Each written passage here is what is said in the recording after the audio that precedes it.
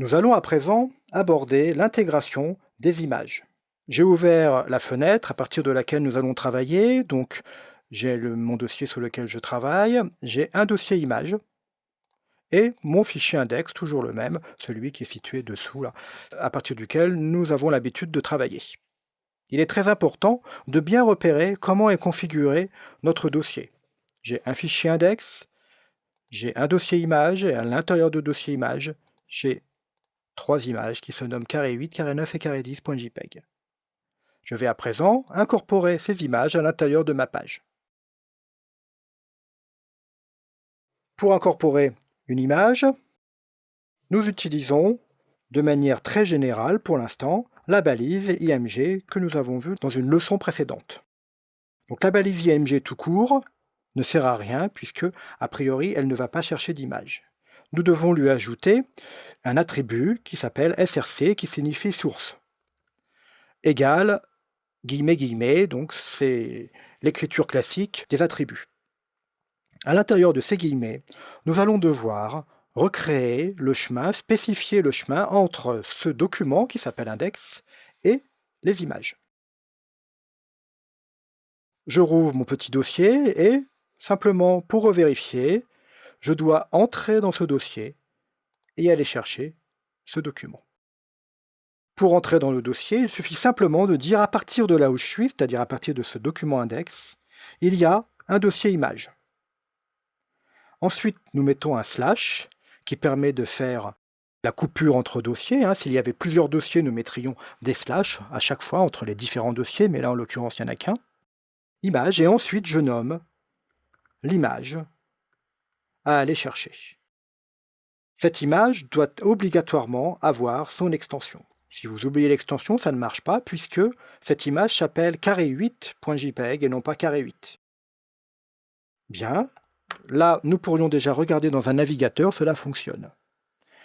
La balise IMG doit obligatoirement avoir un attribut. Alors lorsque je dis obligatoire, c'est pour être conforme aux spécifications d'un organisme qui s'appelle le W3C, dont je ne vous ai pas encore parlé, mais qui est un organisme chargé de normaliser le code HTML et CSS et l'ensemble des différents langages utilisables sur le web. Alors, l'attribut alt signifie alternatif. Elle permet de donner une courte description de l'image. Ceci est nécessaire, d'une part pour les navigateurs non visuels. Alors, il s'agit des navigateurs pour les gens malvoyants qui utilisent des navigateurs oraux. Donc, tout ce qui est texte seront lus. Comme une image ne peut pas être lue, c'est cet attribut alt qui sera lu dans leur audio. Mais également, cet attribut alt permettra de référencer cette image, puisqu'a priori, un moteur de recherche n'est pas capable de voir ce qu'il y a sur l'image, et c'est les indications que vous allez donner là qui vont le permettre. Et en troisième lieu, si l'image ne peut pas s'afficher, vous avez déjà certainement vu dans vos navigateurs qu'à la place, eh bien, il y a tout simplement une petite description, un court texte. Enfin, certains navigateurs profitent de cet attribut alt pour ajouter un petit cartouche jaune pâle avec cette description. Sachez malgré tout que ce n'est pas l'usage de base de l'attribut alt. Il existe un autre attribut qui permet effectivement de réaliser ce fameux petit cartouche.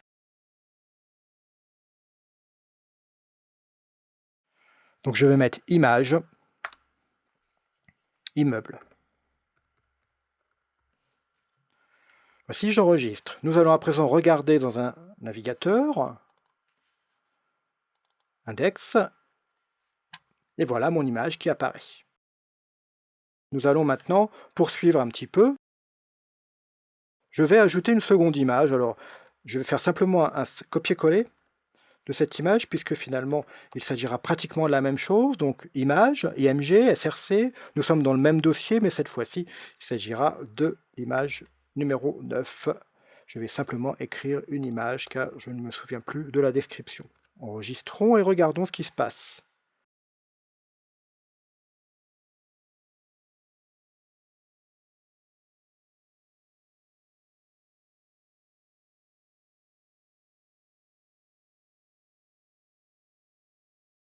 Image, et j'ajoute un petit guillemet. Voici, je rajoute cela également ici. Alors nous allons regarder dans un navigateur ce qui se passe. J'actualise et à présent, l'image s'est placée à côté.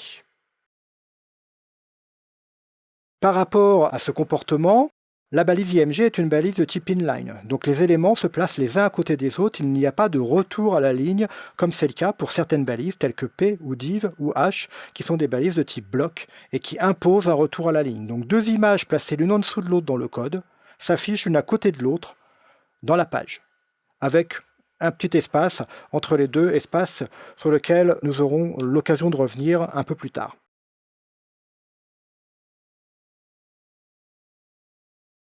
Pour pouvoir créer des groupes d'images, par exemple, ou des groupes de figures, il existe en HTML5 une nouvelle balise qui s'appelle tout simplement figure. Cette balise permet de créer des regroupements, ou permet de signifier qu'attention, à cet endroit-là, dans cette zone-là, il va y avoir des images, des schémas, différentes choses graphiques.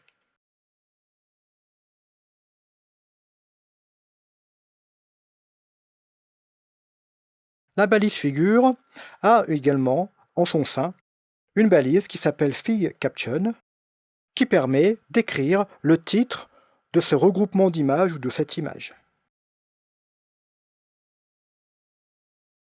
Alors par exemple, je peux mettre transport parisien ou vue parisienne.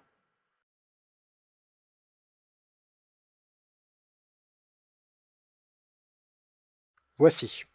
Alors comme d'habitude, il est important de bien imbriquer nos balises, début de figure, début de Fig Caption, le texte, fin de Fig Caption, nos images et fin de figure. J'enregistre et regardons dans le navigateur. Voici, donc nous avons bien le titre situé en haut, nous aurions pu également éventuellement le mettre dans la partie inférieure.